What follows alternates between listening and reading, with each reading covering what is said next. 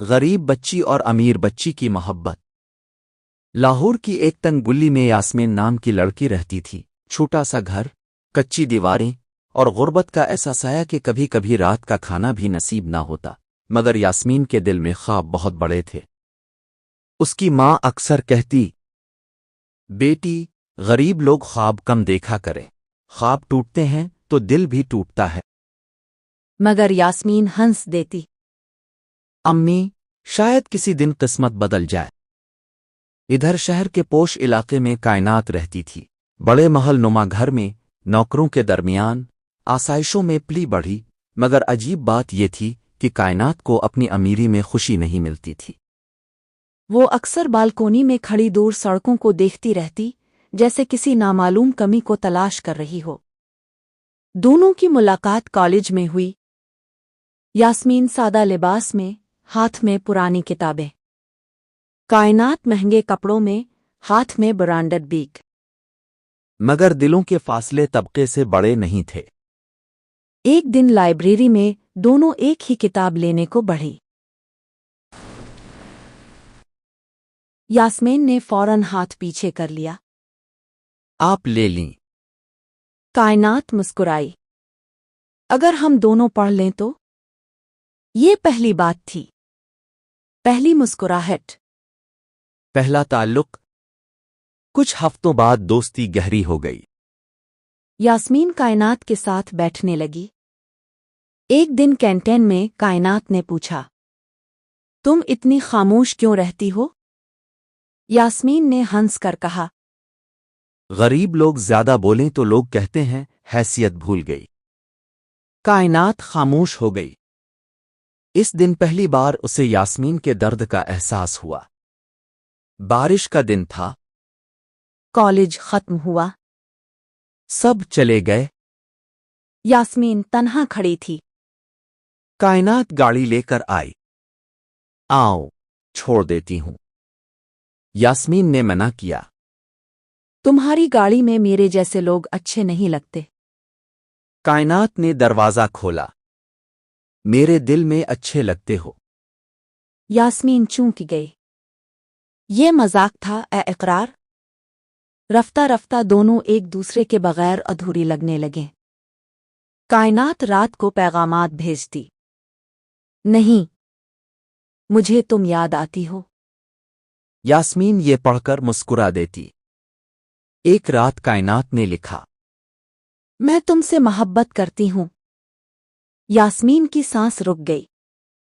اس نے دیر سے جواب دیا، یہ غلط ہے۔ محبت غلط نہیں ہوتی۔ یاسمین، دنیا غلط کہتی ہے تو دنیا بدل دیں گے۔ مگر آزمائش شروع ہو گئی۔ کائنات کے والد قادر مرزا کو علم ہوا۔ انہوں نے غصے میں کہا، وہ غریب لڑکی تمہارے قابل نہیں۔ کائنات نے جواب دیا، محبت حیثیت نہیں دیکھتی۔ گھر میں طوفان برپا ہو گیا۔ کائنات پر پابندیاں لگ گئیں۔ باہر جانا بند۔ یاسمین روز گیٹ کے باہر کھڑی رہتی۔ ایک دن نوکر نے چپکے سے خط دیا، مجھے نکال لو، ابو میری شادی طے کر رہے ہیں۔ دونوں نے بھاگنے کا فیصلہ کیا۔ رات 2 بجے۔ دیوار پھلانگی گئی۔ سڑک سنسان تھی۔ یاسمین انتظار کر رہی تھی۔ کائنات آئی۔ سانس پھولی ہوئی۔ میں آ گئی۔ یاسمین نے ہاتھ پکڑا۔ اب کبھی الگ نہیں ہوں گے۔ وہ بس میں بیٹھ گئیں۔ نئی زندگی شروع ہوئی۔ ملتان میں ایک چھوٹا سا کمرہ لیا۔ کائنات پہلی بار غربت میں آئی۔ پانی خود بھرنا، روٹی خود پکانا، گرمی میں پنکھا بند۔ مگر وہ ہنستی تھی۔ میں خوش ہوں۔ یاسمین پوچھتی، کیوں؟ کیونکہ تم ساتھ ہو۔ مگر ایک رات کچھ لوگ توڑ کر اندر گھس آئے۔ دروازہ زور سے ٹوٹا کہ یاسمین اور کائنات خوف سے اٹھ بیٹھے۔ 4 آدمی اندر داخل ہوئے۔ इनमें एक कादिर मिर्जा के आदमी भी थे। लड़की को वापस ले चलूं? नहीं। यास्मीन उनके सामने खड़ी हो गई। पहले मुझे मारो। एक आदमी ने धक्का दिया। यास्मीन दीवार से टकराई। कायनात ने यास्मीन को थामा और चीख कर कहा, हम कहीं नहीं जाएंगे। मोहल्ले वाले शोर सुनकर निकल आए। लोग जमा हुए तो वो आदमी भाग गए। मगर इस रात दोनों सो ना सकें। कायनात कांपती हुई बोली, अबू हमें ढूंढ लेंगे। यास्मीन ने उसका हाथ पकड़ा। तो फिर और दूर चले जाएंगे। अगले दिन दोनों ने शहर छोड़ने का फैसला किया। एक पुरानी बस में बैठकर कराची रवाना हो गईं। रास्ते भर कायनात खिड़की से बाहर देखती रही। अगर हम पकड़ी गईं तो? यास्मीन मुस्कुराई। फिर दोबारा भागेंगे। मुल्तान में जिंदगी और मुश्किल थी। किराया, खाना, नौकरी। यास्मीन ने सिलाई शुरू की। कायनात ने बच्चों को ट्यूशन पढ़ाना शुरू किया। पहली बार दोनों ने अपने जोर पर जिंदगी चलाई। गुर्बत थी, मगर मोहब्बत जिंदा थी। एक रात बिजली चली गई। अंधेरा। कायनात यास्मीन के करीब आई। एक बात पूछूं? हाँ। ओ, अगर मैं अमीर ना होती तो क्या तुम मुझसे मोहब्बत करती? यास्मीन ने जवाब दिया, मैं तुम्हारे दिल से मोहब्बत करती हूं, दौलत से नहीं। कायनात की आंखें भर आईं।